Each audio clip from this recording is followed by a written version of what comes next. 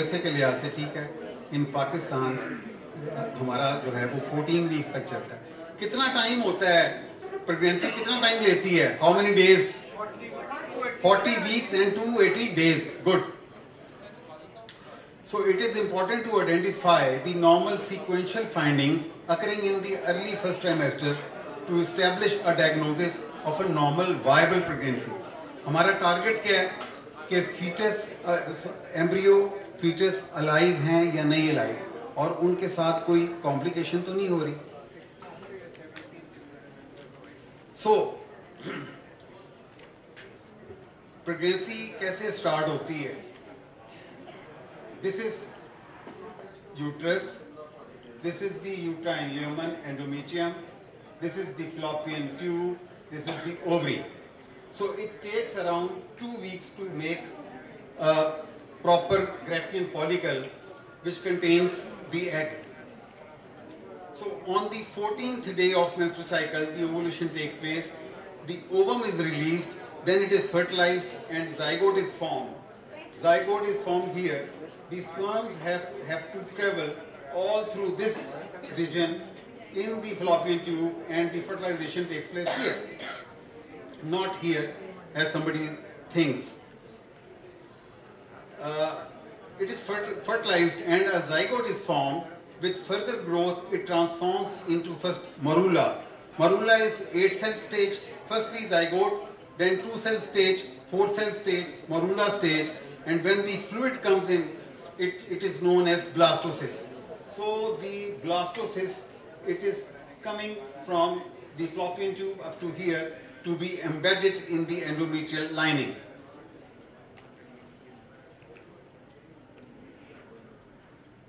Implantation, 2 weeks here for the maturation of the egg, 1 week from here up to here, and another 1 week for the embedding of or implantation of the blastocyst.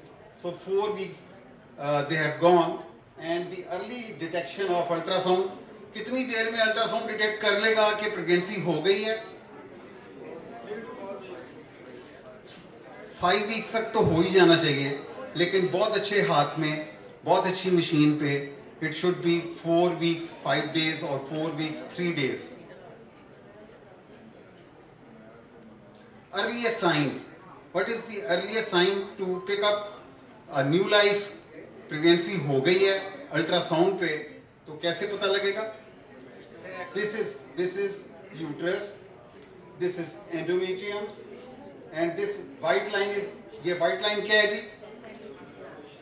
जी जी जी जी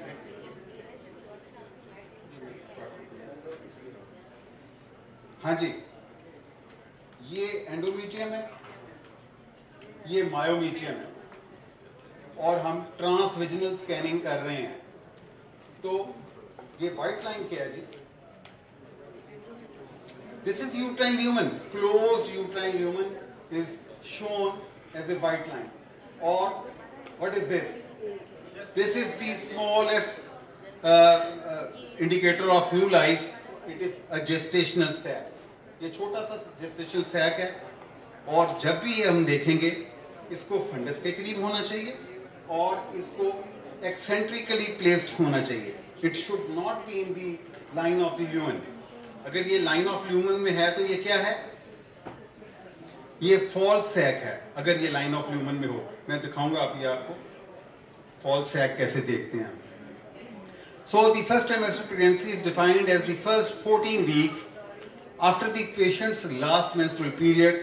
It is the period of human development associated with the highest complication rate, and ultrasound is used to confirm, number one, to confirm whether it is intrauterine pregnancy or not, then to determine its viability. What is viability? वो जिंदा है, उसमें जान है या नहीं है. We have to exclude the ectopic pregnancy. What is ectopic pregnancy? Professor Safdar ने तो बहुत डिटेल में वो डिस्कस की है, और उसके पॉइंट्स भी डिस्कस किए हैं कि कहाँ कहाँ एक्टोपिक प्रेगनेंसी हो सकती है। मैं भी आपको कुछ पॉइंट्स दिखाऊंगा। It is pregnancy is never in the lumen of the uterus. It is all it is on the side of the endometrium, one side of the endometrium, not in the lumen. It is in the endometrium. Acha, fourth point, sometimes there is abnormal gestation. We call it gestational trophoblastic disease or molar pregnancy. Sequence of events, ये summary मैंने दी है to show you the sequence of events के हमने first trimester ultrasound में क्या देखना है. To start with 4 to 5 weeks, ये आप देखें small intrauterine gestational sac, और यहाँ पर ये सैक बड़ी हो गई, और फिर इस सैक के ये सैक बड़ी हो गई और इसके अंदर क्या चीज़ आई. What is the first structure to be appeared in the gestational sac? Gestational sac में सबसे पहली चीज़ कौन सी नजर आती है? Very good. Secondary yolk sac. और उसके बाद फिर कुछ और टाइम के बाद हमें क्या नजर आता है? एम्ब्रियो. तो where to look at the embryo? Embryo को हमने कहाँ देखना है?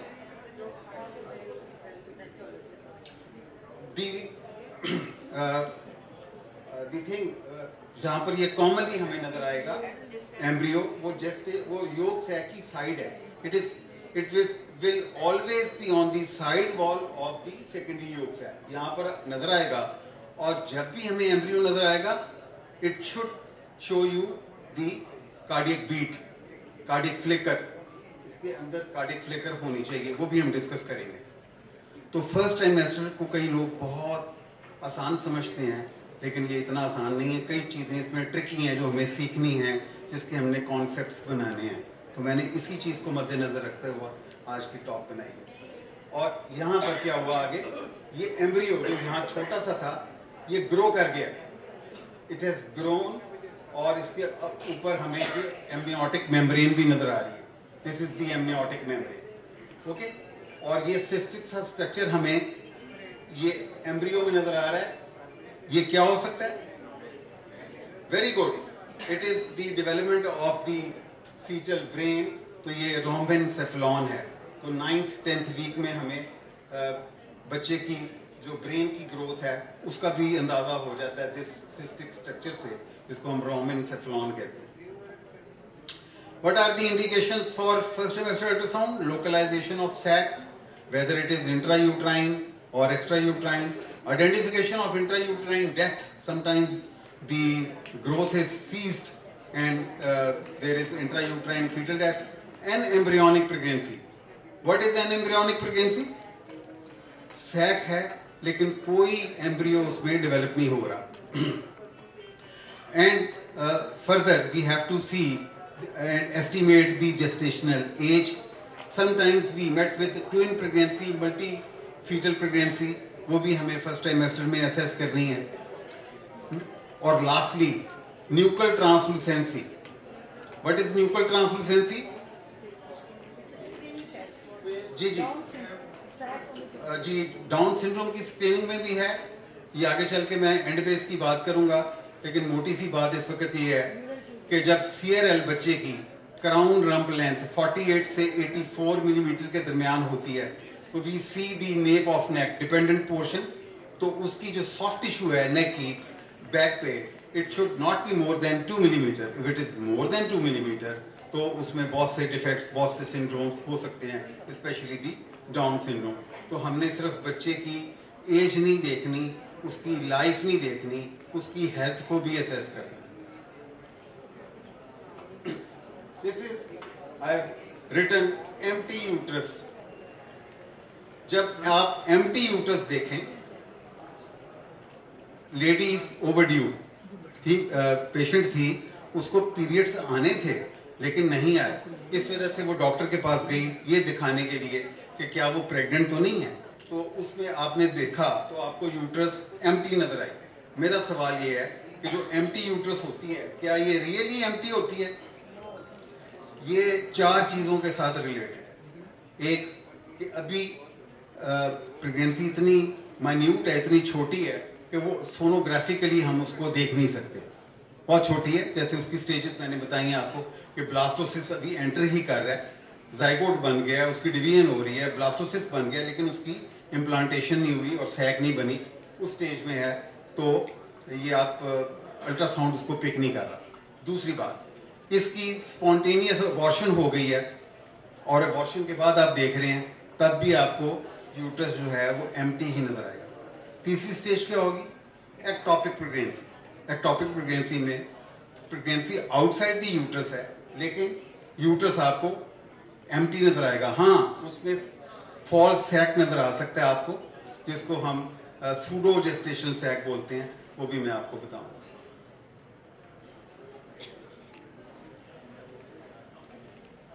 पहला सैक तो मैंने आपको दिखाई कि सबसे पहला साइन जो आप देखेंगे जिस पे आप कहेंगे कि प्रेगनेंसी हो गई है, that is small gestational sac eccentrically placed in the endometrium, thick endometrium.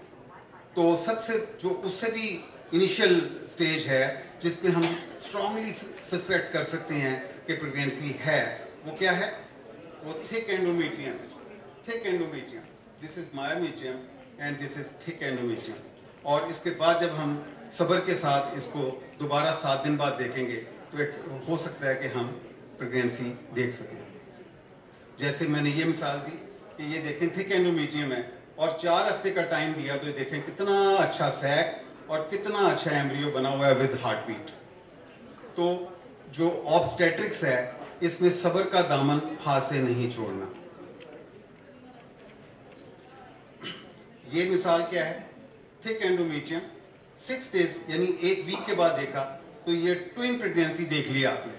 और यहाँ अगर आप देखते तो आपने कहना था बीबी आपको कुछ नहीं है, आप प्रेग्नेंट नहीं हो, लेकिन जस्ट आफ्टर 7 डेज 6 डेज के बाद आप कह रहे हो कि twin pregnancy on the basis of this sonogram. Now coming back to our topic, this is small gestational sac, this is in the thick endometrium, and here the endometrium is bright, we call it, it is decidulized, this is decidulized endometrium, decidual reaction होता है जिससे endometrium bright हो जाता है। आप में से किसको पता है कि डबल डेसिडुअल सैक साइन क्या है? हाथ खड़ा करें अगर किसी को पता है कि डबल डेसिडुअल सैक साइन क्या है। चलें अभी आप लर्न करेंगे कि what is double decidual sac. This is the gestational sac which is eccentrically placed in the thick endometrium. And what is this? This is the uterine lumen. तो doctor साहब ये देख लें कि यूट्राइन ल्यूमन साइड पे है और ये सैक की डेवलपमेंट है। जब फर्दर ग्रोथ होगी तो इसके एक बाहर कैप्सूल है सैक के, और फिर ये जो यूट्राइन ल्यूमन और इसके इर्द गिर्द की एंडोमेट्रियल टिश्यूज हैं ये भी इसके अराउंड आ जाएंगी, एनसर्कल कर लेंगी, और मैं आपको बताऊंगा कि फिर इससे डबल डेसिडुअल सैक साइन बनेगी। बट इस ईयर सैक मजीद बड़ा हो गया, अभी इसमें सेकेंडरी योग सैक अपीयर नहीं हुआ। तो जेस्टेशनल सैक के मुतालिक हमें क्या क्या मालूमात होनी चाहिए? The sac is the first sign of early pregnancy on ultrasound and can be seen with endovaginal ultrasound at approximately 3 to 5 weeks of gestation when the mean sac diameter would approximately measure 2 to 3 millimeter. 3 millimeter का sac भी आप देख सकते हैं TVS ultrasound के ऊपर। A true gestational sac can be distinguished from pseudo gestational sac by noting number 1, its normal eccentric location. It is embedded in the endometrium rather than centrally within the uterine cavity. Presence of double decidual sac sign most helpful between 4 to 6.5 weeks. And presence of a yolk sac seen at approximately 5.5 weeks. अगर gestational sac में yolk sac नजर आ गई है तो आप ये समझें कि अल्लाह मियाँ ने हमें गारंटी दे दी है कि ये बच्चा आगे ग्रो करेगा फुल टर्म तक। सो सेकेंडरी योग से देखने का फायदा ये होता है कि आप ट्रू प्रेगनेंसी के साथ डील कर रहे हैं। Again this is true sac, this is true sac, and this is pseudo gestational sac. What is pseudo gestational sac? It is just a collection of fluid in the uterine lumen. ये देखें ultrasound पे ऐसे नजर आएगी, ये elliptical सी होगी, ये conical shaped होगी, ये बल्जिंग आउट नहीं होगा। जो प्रॉपर जेस्टेशनल सैक है इट शुड बी राउंडेड, ये बल्ज आउट कर रहा होगा और इसके गिर्द डेसिडुअल रिएक्शन भी होगा, और फिर इसके अंदर सेकेंडरी योग सैक आएगा, फिर एम्ब्रियो आएगा और फिर एम्ब्रियो की ग्रोथ होगी। Again small bleb of fluid in the thick endometrium. अभी नहीं हम कह सकते कि ट्रू सैक है या जैसे सैग है कि नहीं, लेकिन फर्दर ग्रोथ देखी. अब ये देखें, ये सैक राउंड हो गया, इसकी ग्रोथ बेहतर हो गई और ये एक्सेंट्रिकली लोकेटेड है. This is the uterine lumen which is closed and is shown as a bright line, और ये उसके साइड पे gestation sac which is round shaped. And one point more, it is near the fundus. It should not be near the cervix or mid part of the body of the uterus. Intradecidual sac sign. What is intradecidual sac sign? The endometrium is thickened. This is the uterine lumen, and on its size is the implantation of the small gestational sac. So we call it intradecidual sac sign. Again, this is thick endometrium. This is uterine lumen shown as a white bright line, and on side is the small gestational sac. So we call it intradecidual sac sign. Again, with continuous growth, it indents the uterine lumen, and the structures around the uterine lumen, they also come in corporation with the wall of the sac. This is the uterine lumen, this is the sac, and this is time is 4 weeks 3 days, and we are doing the TVS scanning. So this is the advantage of TVS scanning. Maybe in this case we must have been failed to pick up this sac on transabdominal ultrasound. So we did TVS and we picked this. Double decidual sac sign, further growth of the sac and the surrounding tissue of the uterine lumen. This is the decidua capsularis, decidua basalis, and we call it decidua capsularis. So the decidua capsularis also come in contact with the capsule of the gestational sac, and we call it double decidual sac sign or double ring sign. This is one ring, and this is the second ring. So these two bright lines, they are called double decidual sac sign. 50% of times we pick this up, 50% of time we can't see this. So with good machines and in good hands, we can see and pick these things. Now, the importance of double decidual sac sign is that we differentiate it from the pseudo-gestational sac. This is the sac. This is the immediate capsule, and this is the second line, the second double decidual sac sign. You can appreciate this. These are two walls of this sac. Okay? अगर इसमें missed abortion हो जाए तो आप पहचान सकते हैं कि ये जो प्रेगनेंसी हुई थी ये ट्रू थी या ये फॉल्स थी. यहाँ पॉइंट आता है. कई दफ़ा सूडो जेस्टेशनल सैक बनता है, कई दफ़ा प्रेगनेंसी नहीं होती, लेकिन पेशेंट समझता है कि उसको प्रेगनेंसी हुई थी. प्रेगनेंसी टेस्ट पॉजिटिव या नेगेटिव की हम बात नहीं कर रहे, हम अल्ट्रासाउंड की बात कर रहे हैं कि अल्ट्रासाउंड कैसे बताता है कि प्रेगनेंसी ट्रू थी या फॉल्स थी. तो अगर you can pick this double decidual sac sign, तो आपने इस्टेब्लिश कर लिया कि उसको इंट्रायूट्राइन प्रेगनेंसी हुई थी. ले जी, अगला आपसे सवाल. दिस इज जेस्टेशनल सैक, और ये क्या है जी? What is this? ये जेस्टेशनल सैक है, और ये क्या है? हाँ जी, very good. This is implantation bleed. अब इम्प्लांटेशन ब्लीड भी होनी है. जो सैक है, जो ब्लास्टोसिस्ट है, ये क्या करता है? ये बरो होल करता है एंडोमेट्रियम में, और समटाइम्स वहां पर ब्लीडिंग होती है. This is the implantation bleed.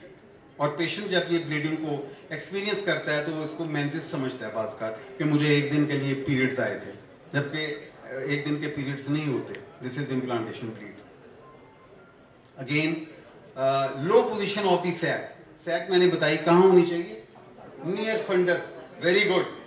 और अगर ये लोअर यूट्राइन सेगमेंट में हो तो, और इंटरनल ऑस को छू रही हो, तो इसको क्या बोलेंगे हम? Inevitable abortion. ये फिर ये अबॉर्शन होके रहेगी, ये अबॉर्शन होके रहेगी अगर ये लो लाइन होगी. तो आपने खाली सैग नहीं देखनी, आपने उसकी पोजीशन भी देखनी है. और ये टीवीएस पे है. दिस इज सर्विक्स, और ये सर्विक्स को नियरिंग कर रही है और ये उसका जो सैक है ये टच कर रहा है इंटरनल सर्वाइकल ऑस में। अब अगली बारी योग सैक की है। अपर लिमिट क्या होती है योग सैक, कितना, उसकी क्या डायमेंशन हो सकती है जी? 6 मिलीमीटर स्टैंडर्ड। हमने जब बहुत पहले 25 साल पहले कोर्सेज किए थे तो हमें 5.6 कहा गया था, जो बड़ा मुश्किल है उसको मेजर करना। अब उसमें 0.4 और ऐड कर दिया गया है और हम 6 मिलीमीटर को लेते हैं। अगर 2 मिलीमीटर का सैक हो तो, अगर 2 मिलीमीटर का सैक हो तो it is not normal, abnormal है। स्मॉल एब्सेंट एकोजेनिक और large yolk sacs have purposes, and by the end of 12 weeks it is usually no longer visible. Embryonic yolk sac, इसके अंदर ये आपको दिखा दे कि ये जेस्टेशनल सैक, उसमें yolk sac और ये एम्ब्रियो। इस साइन को हम डायमंड रिंग साइन बोलते हैं। ये भी अगर नजर आ गया तो इसका मतलब है कि प्रेगनेंसी आगे को बढ़ रही है और ये 5-6 वीक्स पे आ जाना चाहिए। अर्ली प्रेगनेंसी फेलियर साइंस बता दें कुछ, तो वो ये है कि अगर सैक बड़ी है, एबनॉर्मल सैक है, तो ये प्रेगनेंसी एबनॉर्मल है और ये नहीं चलेगा। लेकिन इसको ध्यान से मेजर करें और किसी सीनियर से भी इसको वेरीफाई कराएं। अगर सेकेंडरी योग सैक एकोजेनिक है, ब्राइट है, तो भी ये एबनॉर्मल है। अगर इसमें कैल्सिफिकेशन है तो भी ये एबनॉर्मल है। Look at this is calcified yolk sac, तो ये इंट्रा यूट्राइन डेथ हो जाती है इसमें, ये उसको इंडिकेट करता है। ये abnormally large secondary yolk sac है, दिस इज आल्सो एबनॉर्मल। ये भी एक टेक होम मैसेज कि ये याद रखें, ये इसको हम कोरियोनिक कैविटी बोलते हैं। दिस इज एमनियन, ये थिन है एमनियन। याद रखें कि amnion is thinner than the yolk sac wall. Yolk sac की वॉल ज्यादा प्रोमिनेंट होगी, थिकर देन एमनियन होगा। और एमनियन को वेवी नहीं होना चाहिए, स्ट्रेट होना चाहिए, रेगुलर होना चाहिए, इरेगुलर नहीं होना चाहिए। और जब भी आप एमनियन देखें उसमें एम्ब्रियो मस्ट होना चाहिए। अगर उसमें एम्ब्रियो नहीं है तो उसे हम कहते हैं एमनियन क्राइटेरिया। और जो योग सैक है it should always be outside the amnion. अगर मल्टीपल प्रेगनेंसीज होंगी तो मल्टीपल योग सैक्स आपको नजर आएंगे। योग स्टॉक साइन, योग स्टॉक्स ये है कि विटलाइन डक्ट्स आपको नजर आने लग पड़ती हैं योग सैक के साथ, क्योंकि आजकल मशीन्स हमारे पास अच्छी आ गई हैं, लोग अच्छा स्कैन कर रहे हैं। और अगर उसके साथ योग स्टॉक नजर आए और फीटल हार्ट बीट ना हो तो this is missed abortion, early pregnancy failure. Double bleb sign बहुत ज्यादा इंपॉर्टेंट नहीं है, समटाइम्स नजर आता है। एक ब्लेब, 2 ब्लेब बनेंगे, एक ब्लेब होगा योग सैक का और एक होगा एमनियन का, और दरमियान में उनके एम्ब्रियो भी छोटा सा हमें नजर आ जाएगा।